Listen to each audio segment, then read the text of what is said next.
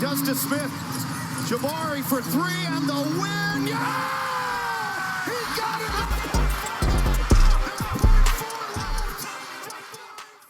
it!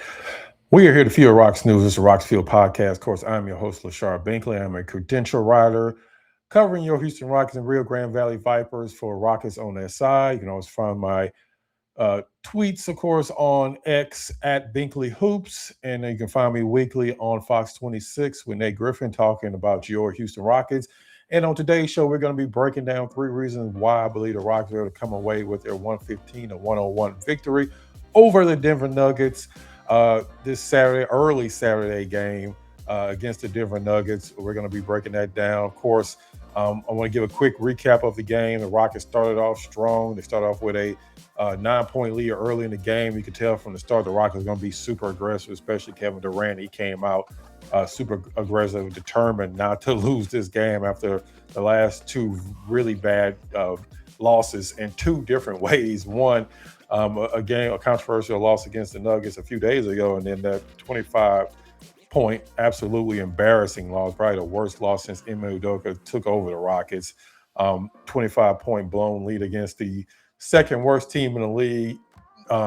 Only team probably worse than New Orleans Pelicans is the Washington Wizards, but not by much. And the Rockets were up 25 points and blew that lead to the New Orleans Pelicans. Like I said, one of the worst losses I've seen in a very long time. So, the Rockets are going to come out determined, especially against a Denver team that's already beat them twice.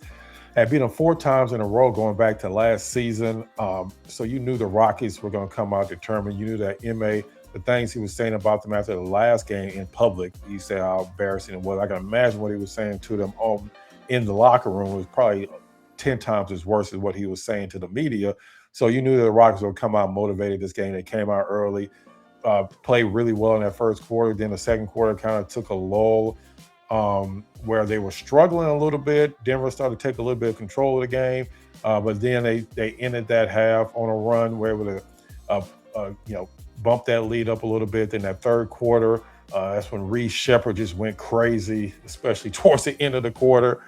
Gave that Rockets the big lead, and then they were able to kind of, I won't say coast, because they did take out the starters late in the fourth quarter, but unfortunately had to bring the starters right back in because the league got down to 10 as Denver cleared their bench, but their bench played a lot better than the Rockets bench, and they got it back down to 10. So Ime said, no, I'm not going through that again. So he brought his starters right back in the game to finish them off, and the Rockets were able to come away with that 115-101 victory over the Denver Nuggets. Like I said, I want to break down 3 quick reasons why I believe the Rockets were able to do that. And the first reason, of course, you have to start with Kevin Durant.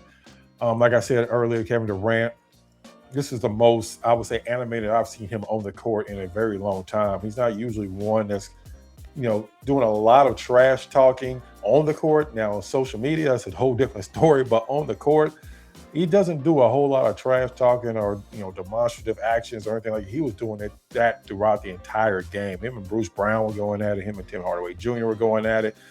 He was going at it with the fans, of course.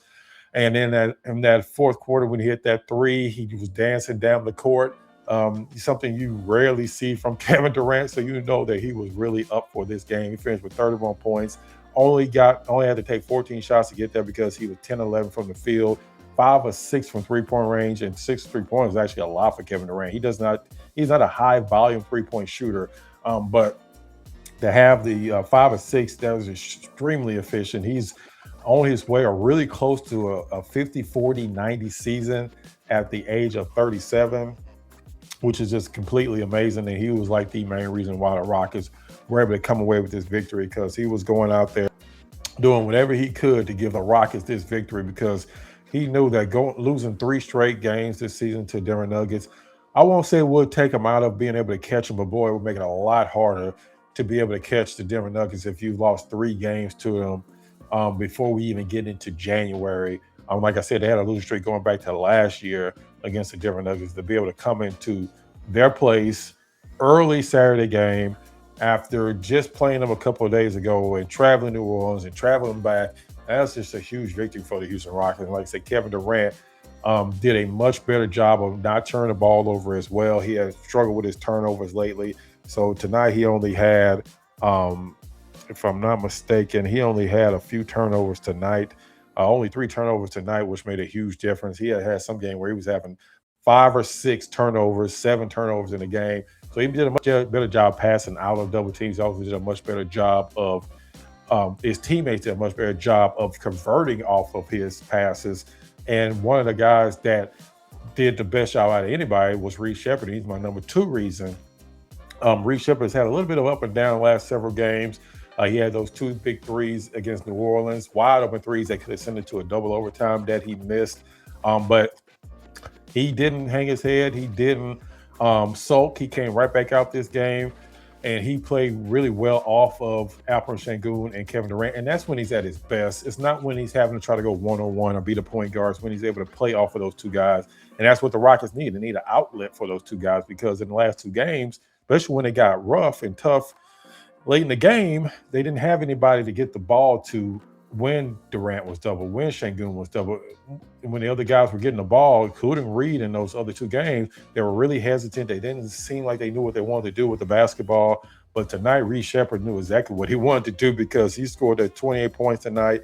He only took 14 shots, and he was 6 of 9 from three-point range, tying a career high from three-point range and makes. And it wasn't just his offense. A lot of teams try to take advantage of him on the defensive end because they know how important he is on the offensive end for the Rockets. But it was also his defense. He had 2 blocks tonight. He had a couple steals.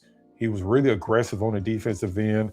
He's probably one of the better already guys when it comes to anticipation on those steals and the blocking a shot from behind when you're trailing on a play. He probably leads the Rockets. I almost guarantee he leads the Rockets in those type of block shots where you're coming from behind, where you're getting picked off, or you've gotten beat off the dribble and you have to come back and try to recover. And he's still able to get block shots because he has a really good anticipation, really good knowledge of angles and things like that. So he's able to get those block shots, and he did it again tonight. And he was a huge reason why, because like I said, he was the outlet that Kevin Durant needed when they did try to double team him and try to get the ball off his hands. Reed Sheppard was able to take advantage of that. And he was also able to get to the basket as well, which is really good. And he, like I said, he got those couple of steals. He had a couple of dunks. He did a little bit of everything tonight. And when Reed Sheppard's playing like that, the Rockets can beat anybody in the league, because that gives the Rockets another scorer besides Durant, besides besides alperensengun.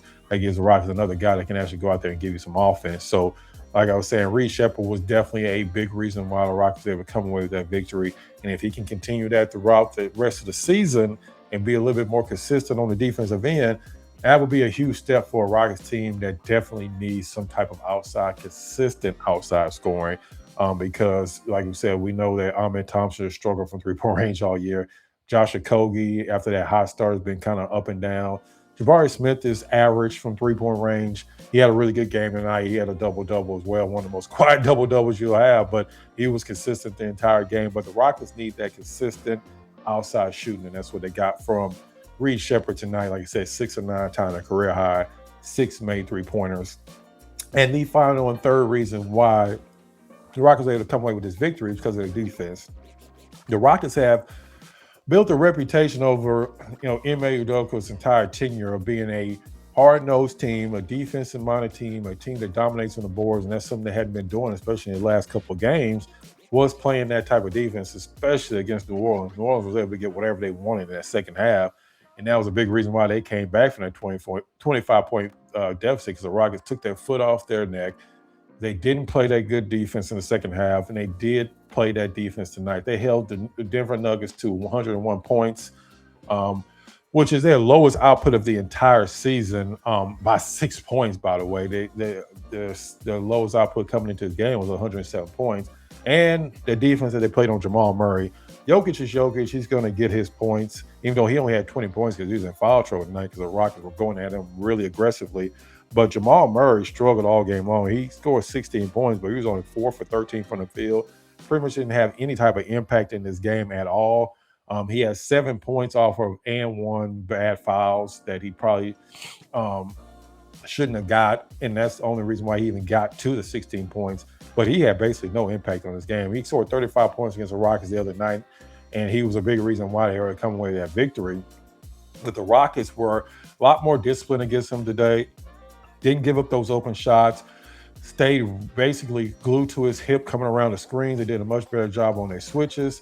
They just did a better job overall crowding Jamal Murray and making it more difficult for him. Because again, when he had 35 points, he was just going to the basket with ease. He was getting wide open shots. And the Rockets were determined not to let him get those type of shots this game. And that's probably the best defense they played on Jamal Murray in a long time, because Jamal Murray has basically killed the Rock. He's been a Rockets killer for the last few years now. Well, really his entire career, but definitely the last few years. So this is probably one of the best defense games they've had against Jamal Murray this entire season. It was good to see.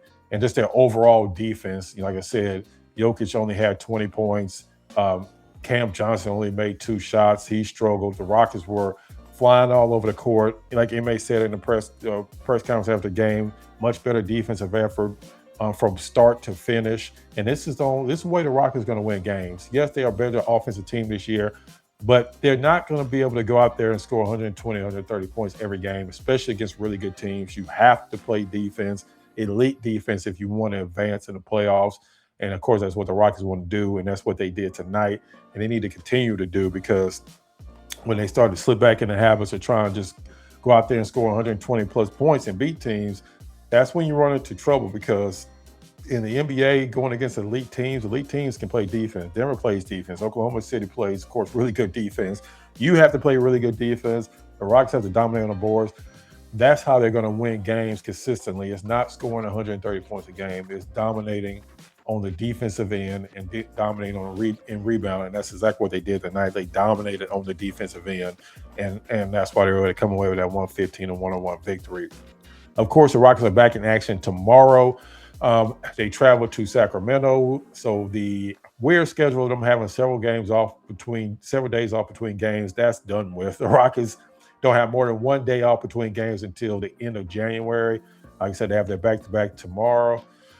They play the most back-to-backs for the rest of the season, because coming into this game and tomorrow's game, they had played the less games out of anybody in the NBA and the less back-to-backs out of anybody in the NBA. And that's all going to change, because it all evens out at the end of the day. So the Rockets' schedule is going to be packed coming up.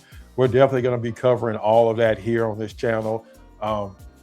Rockets won't be back home until next Saturday when they take on Cleveland. Of course, I'll be out at that game because they play Sacramento tomorrow. They'll travel to LA to play the Clippers, the lowly Clippers, on Tuesday. And then, of course, that big game on Christmas night against the Los Angeles Lakers. Rockets haven't played on Christmas in several years. Last Christmas game was against the Golden State Warriors, which we won't talk about that game because that was one of the most disappointing games I can think of. So we won't actually go into that game, but that was the last time the Rockets played on Christmas. They'll be playing the Lakers on prime time.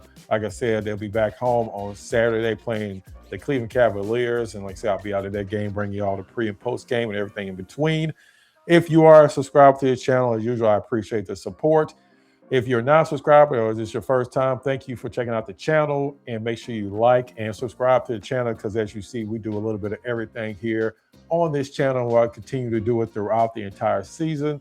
So like I said, this was a quick recap of the Rockets' 115-101 victory over the Denver Nuggets, their first victory over Denver the entire season. Now 17-8, and they'll be back in action tomorrow. And as usual, I appreciate all the support, and make sure you check out the next episode of the Rocket Fuel Podcast.